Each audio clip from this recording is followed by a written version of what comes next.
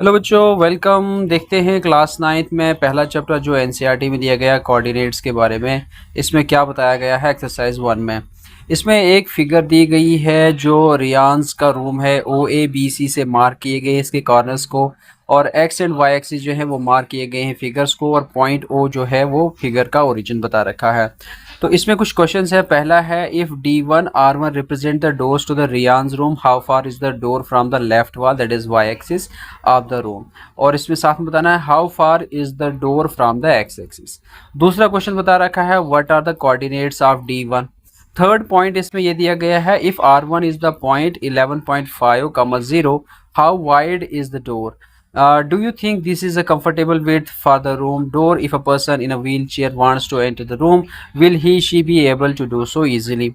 फिर नेक्स्ट और last fourth point में बता रखा है, इफ बी जो है 0,1.5 and B2 0,4 represent the ends of the bathroom door, is the bathroom door narrower और wider than the room door.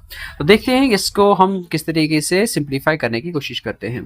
देखिए, कोऑर्डिनेट ज्योमेट्री में हम क्या करते हैं, हम ग्राफ बनाते हैं, एक एक्स एक्सिस एक वाई एक्सिस लेते हैं।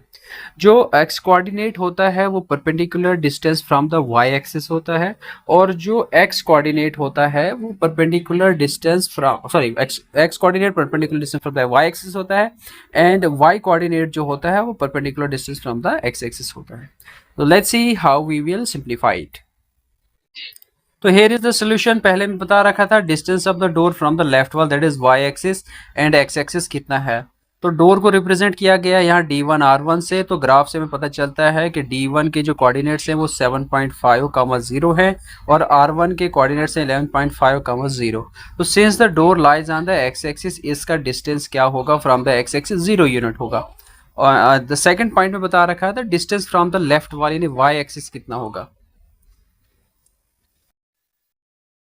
सेकेंड पॉइंट में distance from the left wall यानी वाई एक्सिस कितना है, वो इक्वल होगा x coordinates of the door starting from the point that is 7.5 units होगा। थर्ड पॉइंट में बता रखा था बताया था कि कोऑर्डिनेट्स ऑफ D1 क्या हैं, तो D1 के कोऑर्डिनेट 7.5, 0 होगा। यहाँ पे आपको याद रखना है कि अगर हमारे पास पॉइंट जो है वो एक्स एक्सिस के ऊपर लाई करेगा, ऑलवेज एक्स एक्सिस की वैल्यू होगी, वाई एक्सिस 0 रहेगा। नेक्स्ट पॉइंट में बता रखा था विड्थ ऑफ द डोर। तो विड्थ ऑफ द डोर रहेगा difference in x coordinates that is 11.5 minus 7.5 that is equal to the 4 units. तो क्या ये कंफर्टेबल है? बिल्कुल कंफर्टेबल होगा। और व्हील चेयर क्या एक्सेस करेगी? तो बिल्कुल ठीक है, 4 यूनिट्स काफ़ी एक्सेसिबल रहता है, इसलिए हम यस बोल सकते हैं यहाँ पे। वो डिपेंडिंग अपॉन वैसे करेगा कि यूनिट्स में किस में लिया है, सेंटीमीटर्स मीटर्स में किस में ले रखा है। देन नेक्स्ट हम बात करते हैं किसकी बात की है यहाँ पे, लेट्स सी।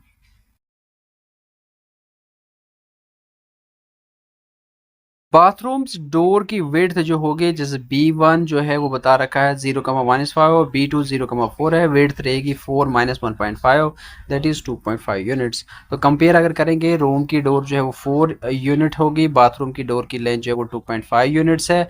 सिंस जो 4 यूनिट है वो ग्रेटर देन 2 यूनिट्स हो रहेगा, तो यहाँ पे क्या हो जाएगा, उसकी विड्थ ज़्यादा होगी।